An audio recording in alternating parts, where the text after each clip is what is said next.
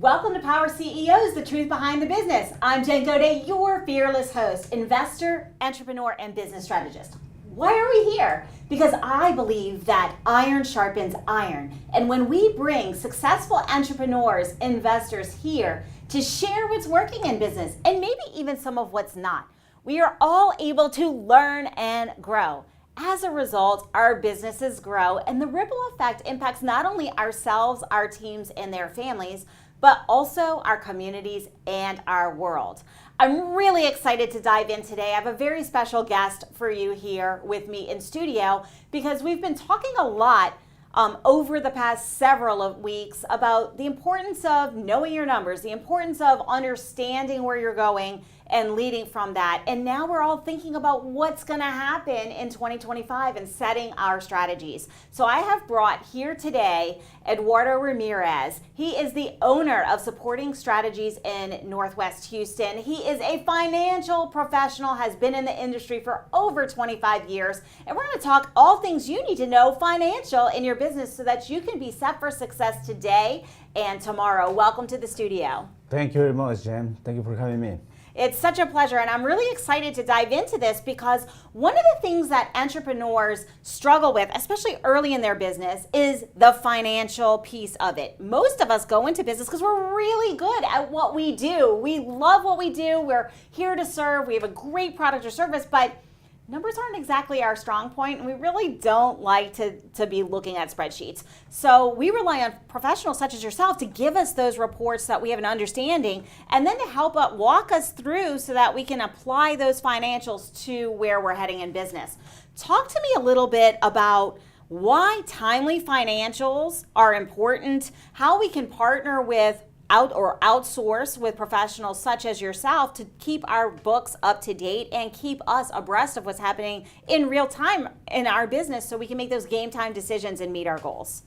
Sure. Yeah, I have a great statistic that I want to share with you because 95% of the business owners that receive periodic financial information, they improve their chances drastically to succeed in business. So that means that 95% of business owners that receive at least once a month the financial statements, the basic financial statements like an income statement, a balance sheet, a cash flow, so they understand what's going on in the business. They can take better decisions. They can correct whatever is going wrong, or they can understand what is still missing, what is needs to be corrected, what is working better, and they can reinforce that in the strategy that they are implementing. So that's why it's very important business owners to receive good, reliable financial information anytime. So and that is helping partnering with a professional like us on providing all those financial statements.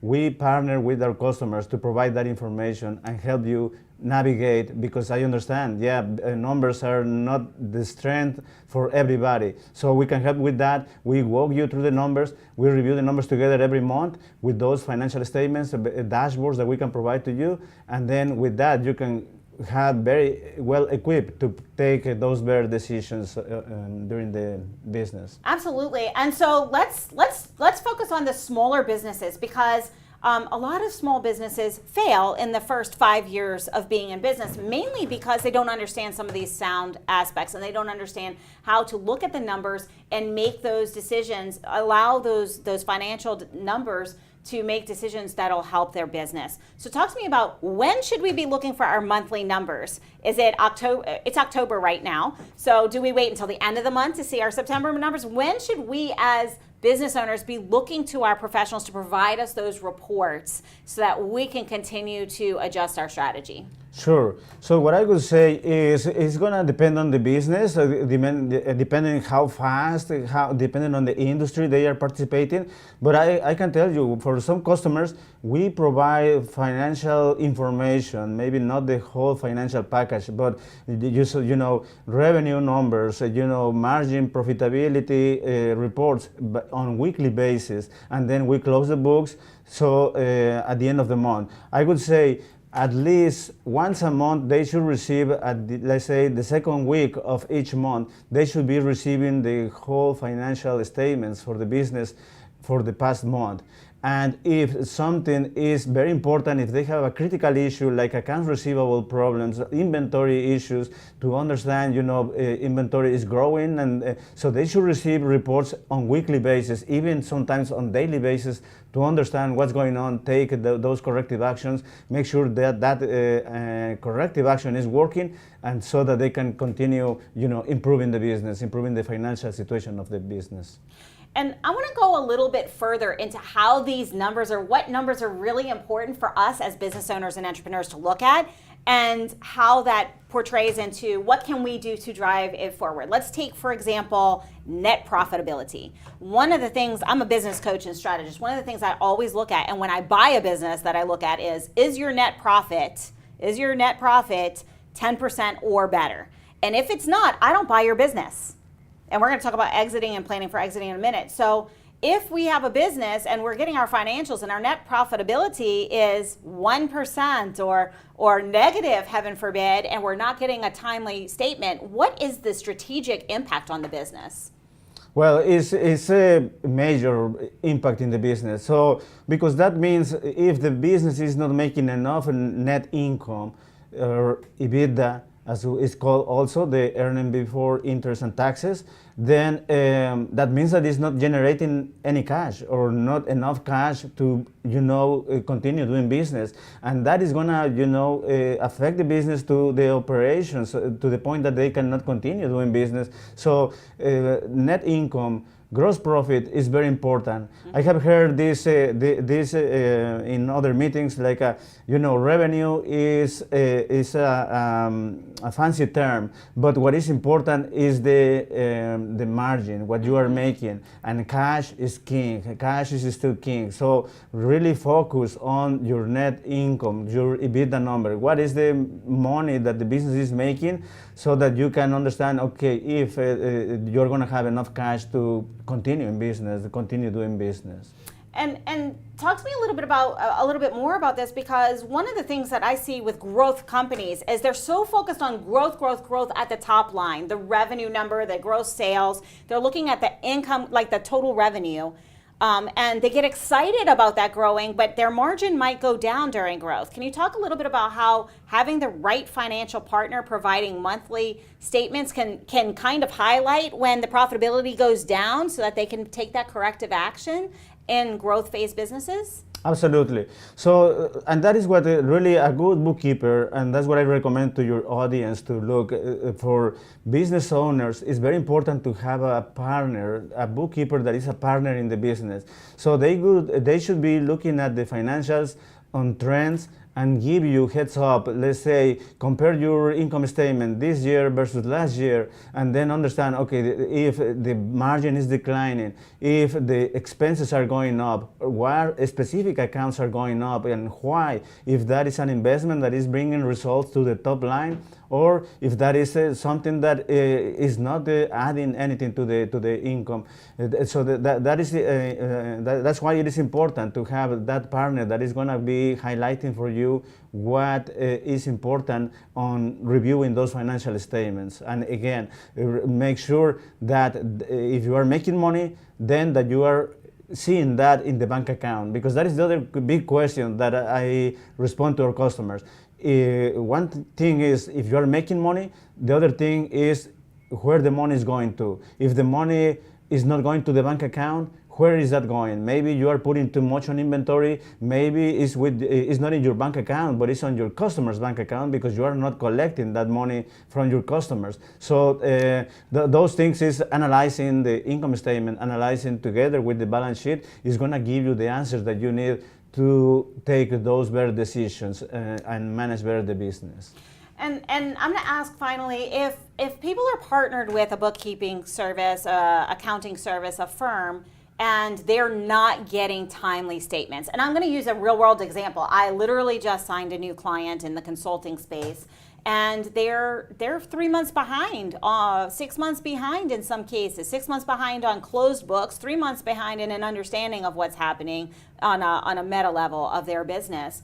And so they can't make timely decisions. What is the red flag when we're not getting timely reports, and how do we how do we move forward and get a second opinion and search for a company that's going to meet our needs when it comes to partnering? Yeah, the red flag is gonna be the cash. Again, we go back to the cash balance. So if you don't understand, so if you do not receive the financial statements at least on the second week of each month, and then if you receive 3 months after that, it may be too late, because by that time you're going to be running out of cash. You will not be able to take a decision, and then you will be missing opportunities in the marketplace, even if that is not a cash issue. But then you might be missing opportunities with customers, with business, to continue growing, to continue doing good things in your business. Absolutely, I couldn't agree more. And just to kind of recap, we talked a little bit about the importance of partnering with financial professionals, especially if you're a smaller business owner and you're not savvy in the financial space. Partnering with a financial with an accounting partner, a bookkeeping service, someone who's going to review those books with you and who's going to give you timely statements. By the second week of the month, you should know exactly what happened in the previous month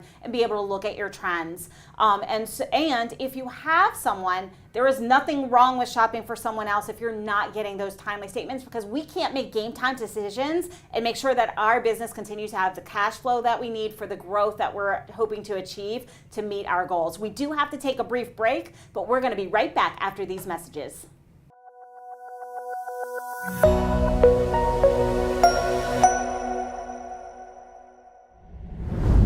Welcome back to Power CEOs. We are here with Eduardo Ramirez, and we are talking all things financials. What is it that we need to know from a financial standpoint so that we can continue to make those game time decisions, and if we're having a negative trend, correct the ship so that we're continuing to move towards our goals. And it's really important. And one of the things that he said earlier before the break was cash is king. If we don't have cash flow in our business, if we're not generating EBITDA or a net income, then we have a problem in our business. Our business is not profitable, it's not losing it might be losing money, or it's not as profitable as we need so that we can continue our growth trajectory. So it's so importantly key. And a couple of the highlights are, make sure you know what's happening in your business and you have your books closed out and your reports to you by the second week of the month. So if you are the 30th of the month and haven't gotten the prior month's books, you're doing it wrong. You can't make those game time decisions and you might miss opportunities. And I want to highlight that having the right partnership, partnering with the right financial partners who are going to provide that timely bookkeeping and those timely reporting and walk you through the process is key. We've talked about it before, but if we don't have time to make decisions, we miss opportunities. That's missed revenue, that's missed opportunity for growth, and that could be very detrimental to our business, especially in today's business climate. So I want to dive into the next topic, and that's how do we vet these professionals? Because a lot of times we get very comfortable and maybe we're not getting what we need and we might need to make a shift. Or maybe we're a newer business and we need to start looking at outsourcing. So Eduardo, I want to ask you, for the business owners out there, what are key questions to ask and how do we vet a bookkeeping service, an accounting firm, so that we know that this is going to be the right partnership for us? Right. So I would say the questions that you need to ask is, what are you going to receive every month on a monthly basis? What are the specific reports, if they can show samples of what they are providing to the existing customers that the bookkeeper has. If they can walk you through, real life examples that they had on, working with other customers. Redacted, of course. Yeah, exactly.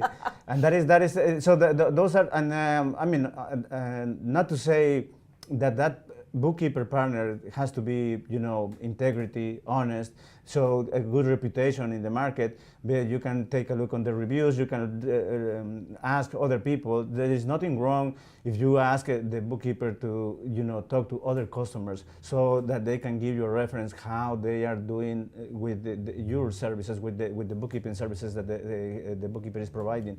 Because really what you want to do is make sure that you're going to have that partner, that you're going to have that information on time, timely information that is going to help you. It's not that you're going to be chasing the bookkeeper or the CPA or whoever is preparing for that information that you don't know what is going on in the business. So something that we do for our customers, other than those meetings, with the package that we send every month, there is one-page dashboard that is including all the metrics. In that very one page, they will understand what's going on in the business. So we customize that dashboard to according to the issues that is going on in the business. So that they have that summary, and then as a backup, if they want to drill down in the details, now they have all the income statement, financial statement, cash flow, and all the accounting system to provide the details. But as business owners, they are always running against time, and that is why it's important to have that one page that is going to help them understand, okay, how things are going, and the key metrics, the key the KPIs that are going to be helping understand what's going on in the business, and then move on, and then drill down on the details, ask more questions on the what you need, and then go back to the business and continue doing good things, continue following your passion. That is what we do for our customers, for the business owners. And so what I'm hearing really loud and clear is we want to be informed consumers. Of course, we're going to check how they are in the marketplace. We're going to check Better Business. We're going to do our research, make sure we might check references. And I strongly recommend you do check references. Find people who have worked with them before in the past and are no longer. Find people that are currently working with your financial partners. Why? Because you want to know why they're not working with them anymore. Maybe it's because they exited the business. Maybe it's because they grew so much that they brought bookkeeping and accounting internally, which is a great reason to not be working with an outsourced partner. But there may be other things that are turned up, and you want to know who's working with them now, what is the communication. So Eduardo, it's not just about getting timely reports, but it's also about the communication and how communicative, and if they're able to provide you what you need in the timely fashion so you can make your decisions faster from an informed position. So now I'm going to go to the businesses that maybe the entrepreneur is doing this themselves, because I come into this contact a lot with micro businesses, small businesses, 25 employees or less. A lot of times the entrepreneur doesn't want to give the financial piece away. They have a little concern over, I don't want anybody to see my numbers. Like they have these concerns, and it's common. Nobody wants to look at, nobody wants to give that information over very easily, especially if it's a first time. So talk to me about how entrepreneurs who have growing businesses who are still doing their books on their own and maybe wasting a ton of time, because guess what, guys, that's not what our strong point is. Especially like I was in medicine. I didn't get taught accounting. I had to outsource that because I didn't know what I was doing. I tried to do it. It wasted like 40 hours a week of my time, a month of my time. That's not a good use of my time as an entrepreneur. So talk to me about how we can overcome the fear of bringing a professional such as a bookkeeper into our day-to-day process or our monthly process from a bookkeeping standpoint. Yes, that is a key part. You're right on. So business owners, they tend, at the beginning, they start doing everything in the business, of course. But at some point, when they continue growing, they have to delegate. They have to, rely on professional. Just like any other, professional service they need to delegate the bookkeeping, but they need to delegate to the right person. We talk about, finding the right partner for your business, so that person that is going to be with you together reviewing the numbers. So what I would say, that is the key part in the process. Understand that person is going to be your partner, and that you are going to be able to, continue focus on the business, continue focus on your passion, and that person is going to be helping you to gain that visibility in the business. Absolutely. And so it's about trust. It's about know, like, and trust. It's about building the relationship and feeling comfortable and knowing. And part of that is, you ask the questions when you're looking to partner. And I'm just going to remind everyone that some of the things we do with all of our other partners are the same way we vet our accounting partners. You know, we want to do business with people we know, like, and trust. We want to do business who share our values. If I have a value of integrity and timeliness, I'm not going to partner with a financial partner in my books who's not going to be timely. You know, so we want to make sure that we have a value alignment at the top, that they're competent and they're going to provide what you need so that you can get back to the business of growing your business without having to worry if the day-to-day is going to be done. And finally, I've made an observation. I really prefer to have my bookkeeping done by a separate firm than the CPA, because to me, it is another pair of eyeballs and a checks and balances. Talk to me a little bit about what you find and how it is, because bookkeeping firms partner with CPAs as well. Do you recommend you have two separate firms? Do you recommend it all be in one house? What are you seeing as far as efficiency when it comes to that kind of conversation?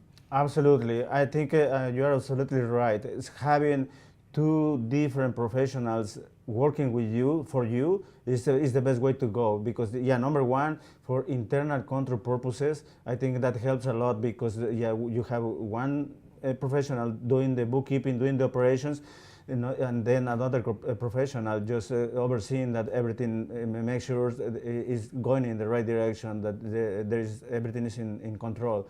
The other big reason for having two separate professionals helping you is because you are going to be more efficient in cost, meaning a CPA is going to be charging CPA rate for bookkeeping work. So from the business standpoint, that doesn't make sense. If you have a good professional bookkeeper, it's going to be more efficient. We provide bookkeeping services virtually, so we can be very cost effective with our customers through outsourcing. Businesses that are growing but are not big enough to afford to pay a full-time bookkeeper in-house, then outsourcing, that is a good solution. And then we do the bookkeeping, the transactional, all the back office support, and the CPA can focus on CPA work, planning for taxes, giving you a strategy to, you know, be more effective, do more investments, you know, maybe to reduce the tax impact, so things like that. So it's just having the right professional working in the right task in your business. And I just want to highlight, you spoke to efficiency, and it's so important. I can't tell you how many people still bring all of their stuff at tax time. Well, guess what? If you're bringing it at tax time, you don't know what was happening the whole year in your business, you're doing it wrong. You need to have monthly reports, sometimes weekly or daily, depending on your industry, as Eduardo said, but you need to be keeping up on that, because if you're waiting until tax time, you've already let the entire year go. There's no game time decision.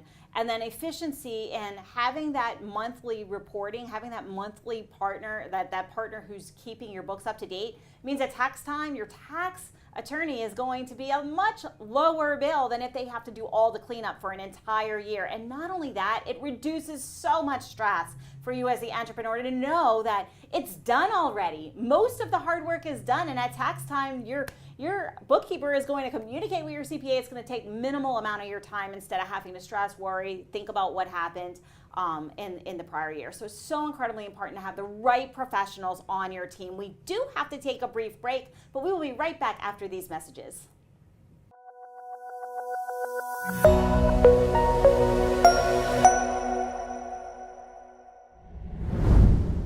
Welcome back. We have our AI expert in-house with us today for our AI segment of the week. Dr. Alan Badeau is here. He is a fellow television personality and an expert in the AI space. Welcome back, Alan. Hi, Jen. It's great to be here. As always, love it.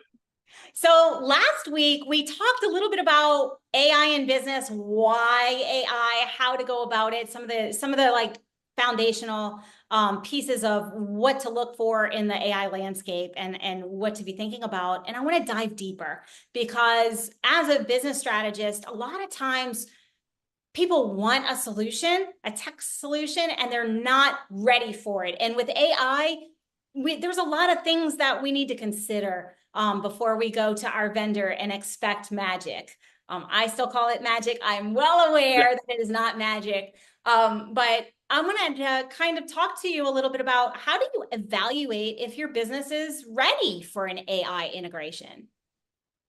Yeah, that's a great question. the challenge that we all have is there's no easy button. There's no easy button for AI. You can't just say, I'm going to do, choose this tool, I'm going to deploy it, and everything's going to work. It doesn't work that way. You have to have not only your business strategy in line, like we talked about last week, but then you've got to dive deeper. You've got to have your technical strategy ready to go, your IT modernization plan, what you're going to do with it, what your inputs are that's going to feed the AI, feed the models, and then what your expectations are for the outputs. And then how are you going to use them? Because if it's generating data that you can't use, that doesn't do you any good. So from a technical perspective, that's where you have to start. And we haven't even talked about the data yet. That's the biggest barrier to entry that a lot of folks have, because they either just don't have the data. If you're a startup, you probably don't have the data, or you've got so much data that you think you're in good shape. But then when you start to try to apply it and leverage it to train these models or have the models do analysis on it, you find out, boy, my results are awful. Why is that? I've got all this data and my results are terrible. Well, it's because your data is terrible. It hasn't been collected consistently.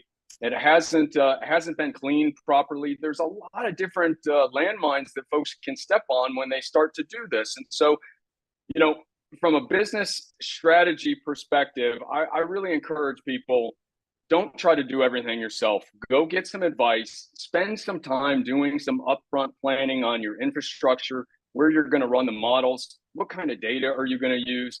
Because if you spend an extra 2, 3, 4 weeks just focusing on that, that's months and months and months of time that you're not going to waste while you're going through this process. And that's what I tell everybody. Until you've got everything exactly the way that you want it, hold off. It's okay to play with it. It's okay to have your teams play with it, but don't dive in and start doing these pilots and, some of these other things, because it really is a waste of time until you have that other stuff in place first. Well, a lot of times in the AI space, we talk about garbage in, garbage out, and yes, the traditional small business owner specifically doesn't really have an understanding of what's garbage data versus what's not. So I'm going to give you I'm going to paint a scenario. This is a real scenario. I'm not going to say what company, and actually it was a fairly large small business that was quite successful. But their data, their quality data, was a bunch of Google Docs that they've been literally uploading, and PDFs and everything they've done for across an 18-year span of the business. And this is what they wanted to train their private language model on. Well, guess what, folks? Are you still doing in business what you were doing 18 years ago? I can promise you, I have never met a company, a business that is successful that is still doing what they did when they first started. So talk to us a little bit about what is good data, and what are the skeletons we need to clean out of our closet, so to speak, so that we're prepared for this. Yeah, and that's a scenario that we see all the time. This is not a new challenge. Just because AI and you want to use it for AI, it's still, this challenge goes back years, whether it was, EHR systems on the medical side, whether it was, content management systems, marketing side of the house. Your data that you had back then, unless you are exceptionally rare, is not going to be valuable at all. You've changed processes, you've changed people, you've changed data, you've changed all those things. And thinking that I'm going to take all this data and train a model, and it's going to do exactly what I want it to do in the next, 6 months, a year, that scenario never ends well. So what I tell people, first thing you have to do, like you have to do with any kind of data, you got to go through it. You've got to have somebody scrub it, and you really got to throw it away. You got to do a little bit of spring cleaning on your data, because until you do that, there's no way you're going to be successful with the model. The next thing that I tell people, you got to focus.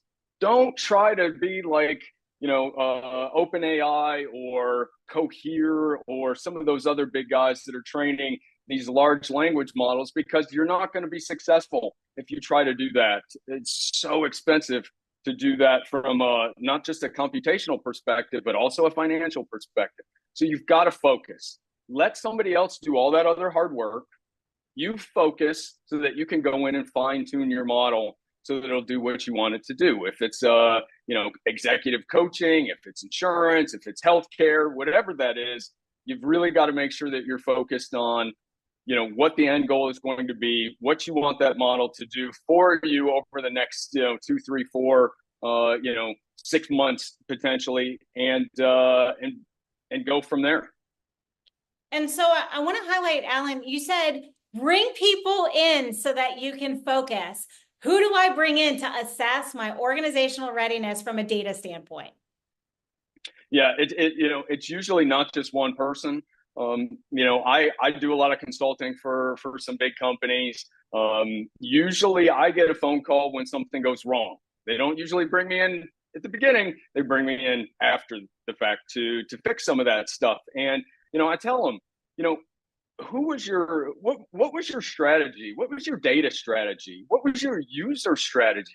How do you want the users to interact with, the models or the data or whatever that tool is that you're trying to build? And oftentimes they don't think about those kind of things. So if you're trying to develop an application, the first thing that you want to do is don't go to an AI expert, go to a UI UX expert, have them design what you want it to do so the user's going to get something out of it, and then go figure out all the nuts and bolts around the model and the AI and then plug it into that. Because if you're just developing an AI tool that's going to do something, it's probably not going to work very well for your customers or your users. And so we tend to make the exact same mistakes that we make in software development and data analytics. It's focused on the technology and not on the user. And if folks would take a step back, focus on the user community, do all of those things that you want to do and that you have to do to make sure your user has a great experience,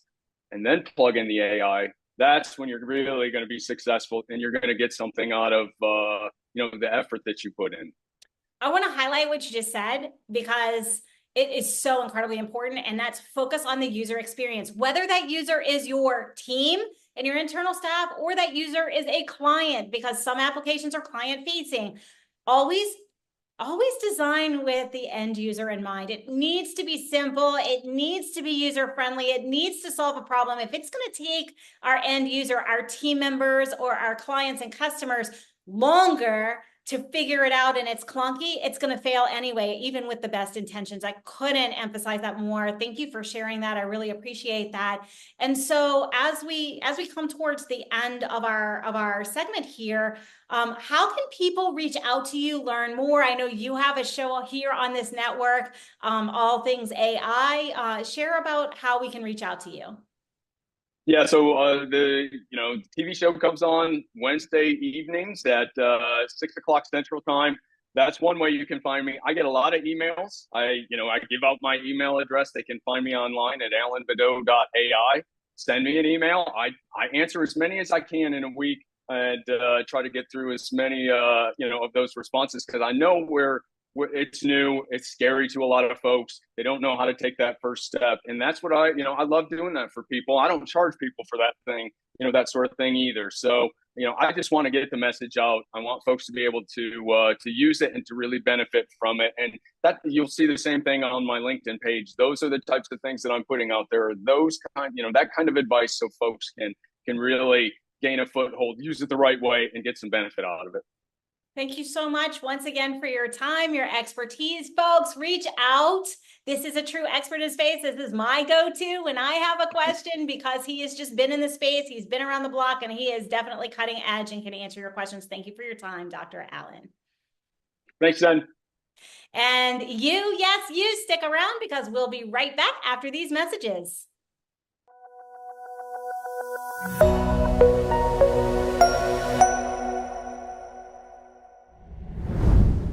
Welcome back to Power CEOs, the truth behind the business. If you're just tuning in, you're going to want to go to nowmedia.tv, click on shows, go to Power CEOs and catch the first half. Why?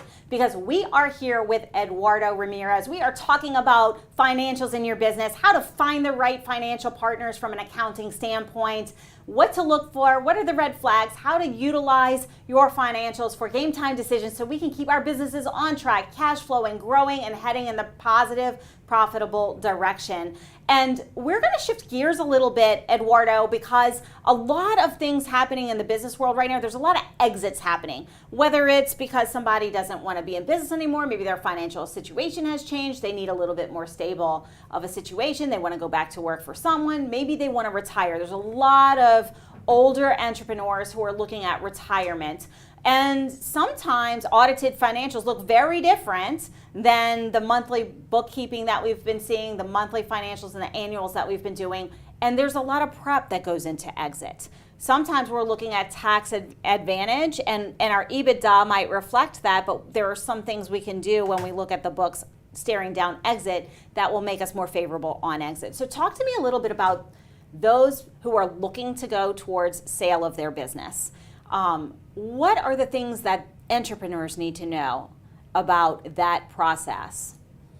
So what I would say is, that is another advantage of having a bookkeeping process done with professionals, because when that is done on regular time, then you will be pretty much ready for selling your business anytime. And then, the potential buyer, the purchaser of your business, is going to be looking at the very detail on your records. So, and when you have everything, ready to be reviewed to the point that you can drill down on your records, give access to your buyer, drill down to the records to understand, okay, this transaction is coming from this, and take a look at the receipt, take a look of the invoices or the work paper, then you are going to give confidence to that potential buyer and increase your power of negotiation in case that you want to continue the negotiations with that potential buyer.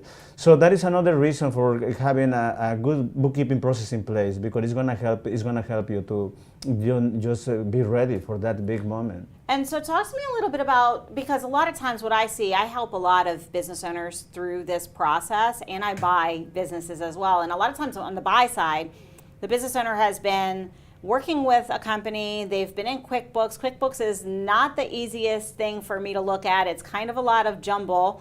And I'm always looking for a real auditable financial, especially for for a larger business that I'm going to buy.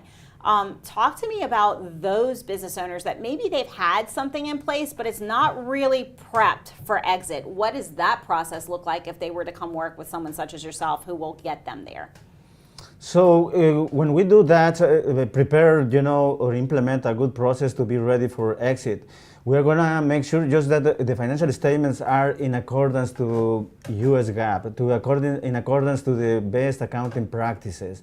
We're going to make sure that you have the right internal controls in your business, so that it's a good segregation of duties in the business, not only on the accounting area, but also on key areas in the business also. So that is going to help, as I said before, give confidence to the potential buyers to do the, continue doing the due diligence, continue looking at the records. So that is a very important process to be prepared for that. And I'm going to ask you the next question, because I know that it's going to shift a little bit away from exit, but to the people who are bringing the stack of receipts, proverbial bucket of receipts at tax time, there's a difference between monthly bookkeeping, catch-up bookkeeping, and complete cleanup. So talk to me about what's the difference between catch-up and a complete cleanup, because maybe it's been done by the entrepreneur and it's been done all wrong. Right. So when we do cleanup work versus catch-up work, catch-up is we have to do everything from scratch, meaning if the bookkeeping has not been done, then we will need to recreate financial statements, do everything from zero. Cleanup is, you're absolutely right. If something has been done, but not for a professional, then we're going to make sure that the reconciliations are done properly, that every balance in the balance sheet, in the income statement, is properly supported. So because you're going to be taking decisions based on those numbers. So we got to make sure that those numbers are accurate, that we have support, if you want to look in more detail, if you want to see the invoice, if you want to see the wallpaper, how that number was calculated, then the information is going to be readily available for anybody who is taking a look on the numbers. And it's so incredibly important. I think that's one of the biggest mistakes that I see with people who come in my door from a coaching standpoint is they don't partner with someone. They don't have their books clean and in a way that they can easily look at a report and make a quick decision, a quick informed decision about the business. And I couldn't stress more how important it is to make sure that you have your bookkeeping up to date, that you're looking at the reports, and you're leveraging true data to make decisions very rapidly in your business so you can continue to grow and set yourself for success. Finally, Eduardo, talk to me a little bit about what it looks like when a company is growing, because you operate in the space of successful companies and you see them grow, and then there's a point where maybe they're going to bring this internally. Talk to me a little bit about that transition and how important the right partner on the bookkeeping and the outsource is to when the company gets to a certain size and they have a need for the full-time accounting department. What does that transition look like? Sure.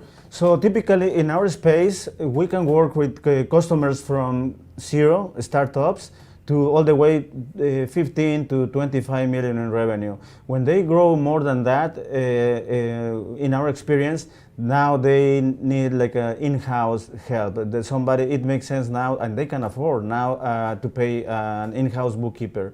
So we work with them. We can be very efficient, and at some point, we can provide training to the staff that is going to be doing that.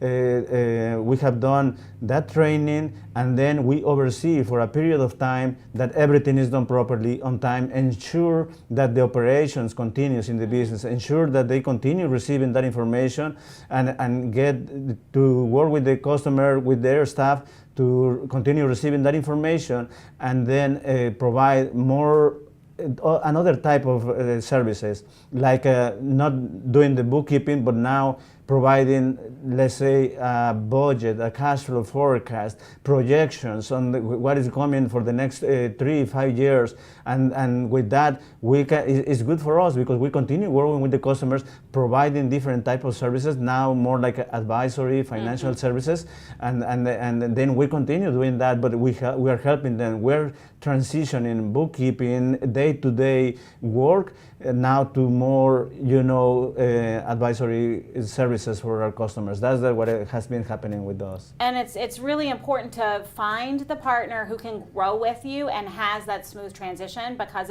if you're jumping around, it can be choppy. So when you're thinking about this, when you're thinking about your partner, make sure your partner can grow with you. It's very vital to that. We unfortunately are drawing to the end of this amazing show, but the good news is we've gotten a ton of information from you, a ton of action steps. So Eduardo, if people would like to reach out to you, if maybe they're looking to outsource bookkeeping, if they'd like to learn more about some of the services you have, either on the bookkeeping or the more advisory side, how can they reach out to you? Sure, thank you for that opportunity. So go to www.supportingstrategies.com, and you're going to find the location for Northwest Houston, Texas, and that is going to be my contact information there, so that we can start working together. We can start, if you submit your questions about what you're looking for, then I'll make sure that I get back to you as soon as possible. Fantastic. Thank you so much for your insight. And if you were to give one action step to people who are watching today, whether they're a startup or whether they're actively growing their business or heading towards exit with regards to their financial team, what would it be? I would say you have to understand your business by the numbers. You have to really understand your numbers. You are going to have a partner that is going to be providing those numbers to you, but you really need to get that information to take better, faster decisions. Fantastic. Thank you so much for your time. I appreciate you. Thank you, Jen. And you, yes, you, I am talking to you. Unfortunately, all good things come to an end, including this show. But the good news is you have an actionable step. Look at your financials. If you have been lax on this and you haven't been paying quite as close attention as you need to, today is the day that you look at your reports and you begin to bring that into your day. I'm a huge fan, and all of my clients know we look at our financials on Monday mornings. Why? Because before we start the day, we want to know what's trending, what do we need to fix, what is our peak priority for this upcoming week. But that is your action. Learn, look at, understand where you are in your numbers, and after all, it's strategy planning time. And if we don't know where we are now, how can we accurately forecast where we're going? So that is your actionable item for today. Do it right now, not tomorrow and not next week, because you'll forget, but do it right now. Take a look at your numbers, understand where you are, so that you can make the right projections as you move forward. Feel free to reach out to me at any time. You can find me on LinkedIn is the best place. Connect with me, send me a DM. I would love to hear your feedback, where you're stuck in the financial piece of your business, so that I can continue to bring you amazing content. Without further ado, we will see you same time, same station next week. So go win today, win this week, and I'll see you next week. This has been a Now Media Networks feature presentation. All right.